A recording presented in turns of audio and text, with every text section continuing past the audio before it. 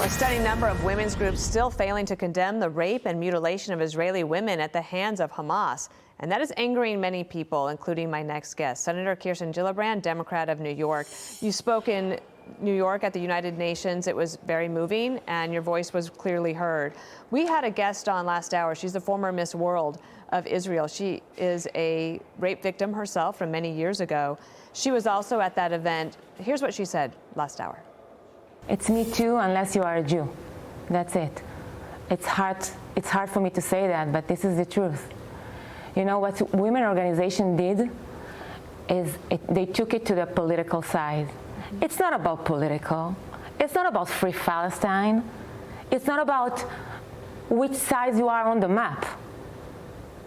To use rape as an act of war is unbearable.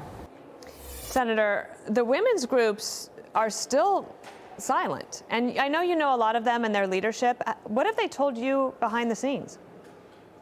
I've not spoken to them. And when I saw the list at the UN, I couldn't believe it. I was so aghast. I was so furious. I don't understand how we cannot have solidarity amongst all women in the United States and globally, that using rape as a weapon of war is unacceptable. It has to be condemned. The fact that the UN has not called Hamas a terrorist organization and condemned the horrific violence on October 7th is unacceptable. And they're not even enforcing international law and not calling it out as a violation of war. One of the things Lenore said, too, is that a lot of these groups, you know, they spoke out when Boko Haram was raping women in Africa, but they don't hear. And the Jewish women feel abandoned. Will you call upon these groups to say something, to stand in solidarity with other women? I did in my speech. It's an outrage, and I think women's rights groups in the United States should care deeply about women around the globe and should not turn a blind eye. They should not keep their head in the sand. They have a moral responsibility to have moral clarity that rape cannot be used as torture and cannot be used to destroy whole communities, because that's what it's being used at. It is a weapon of war. Did you go to the opportunity that was provided in Congress to go and watch the video that the Israeli government had provided? I did, and it's unspeakable. The horrific acts that were committed in the most heinous and evil ways you can imagine: beheadings, dismemberments, mass rapes, shooting of babies and children. It's something that should never, ever happen, and it has to be called out by not only the UN, but by the world community. Mm-hmm. I ask because I think it's important for somebody like you to be able to tell the people who are denying it or are suggesting that it never happened, so that they can hear from somebody who has actually seen the video, and that is you.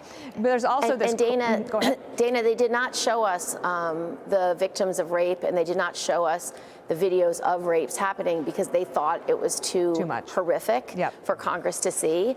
But we should see it, and these films and these photographs should be made public, because the world has to condemn this. Because right now, rape's being used as a weapon of war around the globe by many terrorist organizations. It has been used by terrorist organizations for hundreds of years. And we cannot stand that women's bodies aren't worth being protected, and that their humanity is not important and not worth us fighting for. And so we need clarity. We need moral clarity at this moment from our leaders and from all organizations that purport to represent women. Just one other topic, but still on the anti-Semitism front. We're dealing with the aftermath of these 3 university presidents who are on the Hill this week, who could not find it in their core, or they were prepped not to say, that calling for genocide is wrong and against the policy there. Barry Weiss at the Free Press pointed out today that at Harvard, being fat-phobic constitutes violence, but globalize the intifada requires context. Bill Ackman and many others, he is, of course, an investor and a supporter of many people in Congress. He says that those 3 university presidents should resign. That's from Harvard, MIT, and UPenn. Do you agree they should resign? I do. I think their statements were abhorrent. And, you know, trying to contextualize what constitutes harassment, Jewish students are terrified on these campuses. You have examples of them being barricaded into rooms. Students have been told, we cannot guarantee your safety, so stay in your dorm room. That is the definition of harassment, to instill fear and to not have a climate where kids can thrive and go to school and feel protected. They are failing in the worst way as college presidents, but so are these colleges. If you look across the board at what statements college presidents made in the aftermath of October 7th, it's absolutely unacceptable. And you cannot call for the genocide of the Jews, the genocide of any group of people, and not say that as harassment and creating an unsafe environment for the kids and the students that live there.